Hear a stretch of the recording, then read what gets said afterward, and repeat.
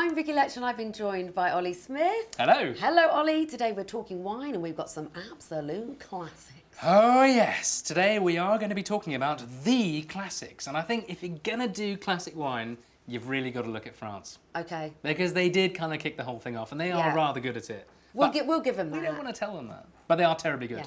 The two main regions of France that are the kind of all-time classics are Bordeaux for red wine and white wine, but mainly for red wine, and Burgundy, which does white and red. But I thought we'd have a look at a couple today, and we're going to start off with Burgundy. And Burgundy is the region. Yeah. It's around Dijon in France, and they do... Like the mustard. Like the mustard. Yeah. Exactly. Love that mustard. It's great mustard, isn't it? Nice pots. Beautiful. You can have all sorts in there. Absolutely lovely. Little green peppers in there. Oh, I want some mustard. Waiter!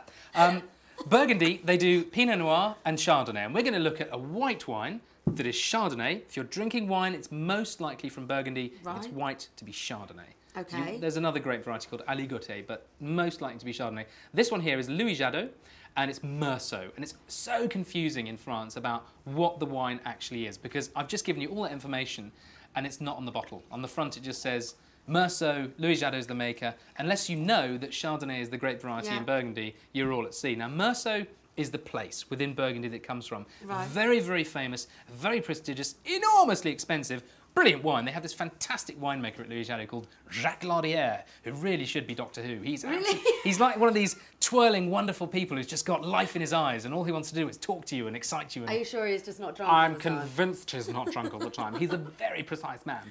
But his Meursault, absolutely terrific. So Meursault is the place, Chardonnay is the grape variety. Okay. Let's have a swirl and a stiff. Pretty light colour. This stuff has been in oak barrels. Chardonnay was always traditionally done in the prestige cuvée, like this Meursault. It was always done in oak.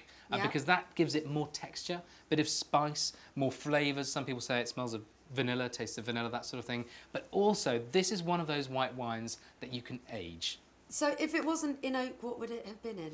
It would just been in stainless steel, so you'd have a much fresher wine. It'd just be much nicer. Well, people love that. Yeah, but people love this kind of wine will age really well. You could have this in your cellar for 10 years. Really? Or in your pocket. Have a little smell. Quite a sort of little bit of spice there, a little bit. I know I'm going to like it already. It's gorgeous wine. It's beautifully made. It's a prestige wine. I mean, it's one of France's great vineyards. I mean, Meursault is... I've cycled through it. I nearly melted. Sorry, a bit slow there. Beautiful, absolutely beautiful. Quite rich body, nice and lemony, citrus, but really long. It lasts long after you've drunk it.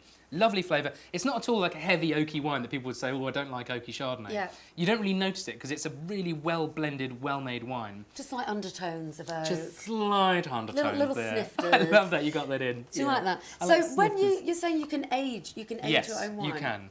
You stick it in the cellar. Yeah. Think of it like a hedgehog. You want to put it on its side in a dark place and don't move it for 10 years. Don't leave it in the sunlight upright. That'd be terrible. Right, okay. Because it'd bake.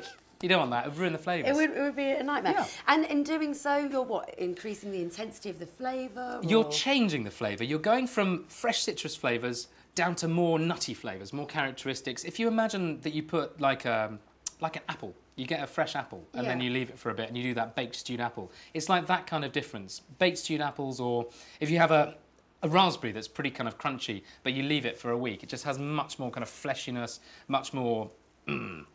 I love your sound effects. Thank you. I didn't explain that very well, but what I mean is it goes basically from lean and zesty into more savoury flavours, into nutty, honeyed characteristics. So it goes from me to you, really? Yes, I'll be the exactly. lean and zesty one. I can be the honeyed, nutty one. What about this classic? This classic here, absolutely lovely. This is Chateau Haut-Bataille, and this is a Bordeaux. Pardon? Bataille. That's the name. I don't know why I said it like that. They're probably going to be very offended. 1999. Now, Bordeaux, absolutely brilliant area for wine. I mean, classically red wine, but you can find very, very good white wine if you're after a bit of a bargain there. They do a blend of Semillon and Sauvignon in Bordeaux. That's a very nice white wine. This one here, the classic grape varieties in Bordeaux, basically if you're buying red Bordeaux, you're getting mainly Cabernet Sauvignon and Merlot. There are a few others, but that's the real headline grape varieties. So if you like those kinds of wines, you really ought to try Bordeaux. But my advice to you right now is don't spend a £5, don't spend a £6, don't spend 7, 8. if you're going to do it, spend some Do money. it properly. Yeah, because the lesser chateau in Bordeaux at the moment, they've got some problems. They are looking better, and it will get better, but just at the moment, I think spend the money, go for the prestige. Okay. So this is a blend of... That's good advice. I like that, because I always toy with the idea of going slightly more expensive when I have visitors. I think if you're going for a classic area like Bordeaux, you should. Okay. Because you'll get much more value for your money. And like that Meursault, yeah, 20 quid, thereabouts, but absolutely delicious for a special occasion. Ooh, I say... Could it be more special? I can imagine you turn any occasion into a special one, Ollie. Thank you very much. But here we go. We've got a wine here that's several years old. It's got some... You can look at the colour, and garnet is the colour I would say this is, and that's a really good sort of development colour. It's not bright, it's not kind of purple. It's just got a little more to it. And immediately, what you look for in a prestige red wine is many things. So if you can smell... Like more than one thing. If you smell fruit, great. But if you can smell also a bit of earth, a bit of tobacco, any of those sorts of things, or if you're piecing together a whole kind of, wow, this is really, it's got lots to it, that's what you're paying for. You're getting that complexity. Very satisfying. Lovely. Elegant. Right at the back of the mouth. Very happy. And it lasts. You can age this stuff yourself. What could be more fun?